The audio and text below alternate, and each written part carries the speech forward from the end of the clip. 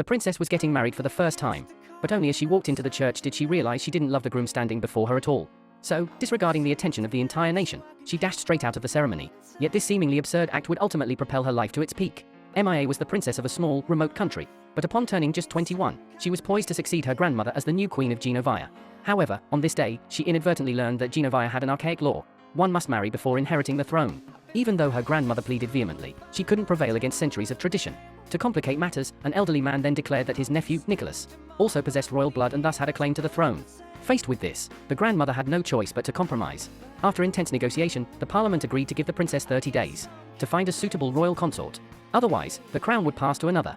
MIA was devastated. She couldn't imagine accepting a political marriage in the bloom of her youth. Yet, looking at her late father's portrait, a fierce sense of unwillingness stirred within her. The thought of Nicholas potentially stealing her throne instantly fired her up with determination. But she could never have anticipated the unexpected way fate would unfold. To help MIA find a consort quickly, the queen hosted a ball. However, MIA found all the men present utterly tedious. But the next moment, a man's handsome looks and humor inadvertently sparked a flicker of interest in MIA.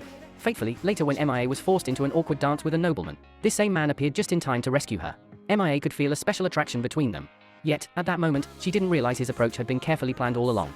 Days later, to observe their rivals' movements, the grandmother invited the uncle and nephew to stay at the palace. But the moment MIA saw the man, her face registered shock. The man was none other than Nicholas, her rival claimant to the throne.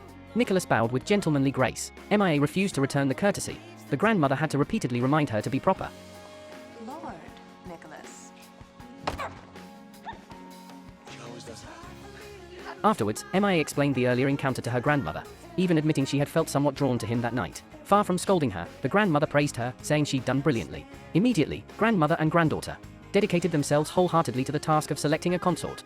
However, the available unmarried royals were almost unbearable to consider. MIA could only pick the least objectionable man from a group of misfits. The next day, MIA and the man had their first date. The media lurked nearby, while both families trailed closely behind them. They conversed politely and amiably, and the interaction was reasonably pleasant. Following this, they rapidly embarked on a textbook-perfect courtship. Within a mere week, the man presented a ring and proposed. MIA put on the ring and resigned herself to the fate of marrying him.